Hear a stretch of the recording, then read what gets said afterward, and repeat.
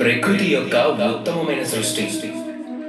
మన శరీరంలో ఏ అవయవాలైతే ఉన్నాయో వాటన్నిటికీ వాటి వాటి సొంత సందేశం అంటూ ఒకటి ఉంది. కొంచెం ఆలోచించండి. 2 కళ్ళున్నాయి చూడటానికి, 2 చెవులున్నాయి వినడానికి, వీటితో పాటుగా 2 చేతులు కూడా ఉన్నాయి కష్టపడి పని చేయటానికి. కానీ నాలుక కేవలం ఒక్కటే.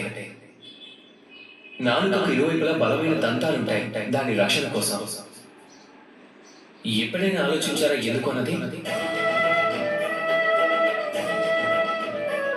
ఎందుకు అంటే మాట. ఇక మాటల ఉపయోగం మనుషుల యొక్క అతి పెద్ద ఆయుధం. దానిని ఉపయోగం ఎంత ఆలోచించి వాడగలిగితే మనిషి జీవితంలో అంతే పైకి ఎదుగుతాడు. ఇప్పుడు అర్థమైంది కదా?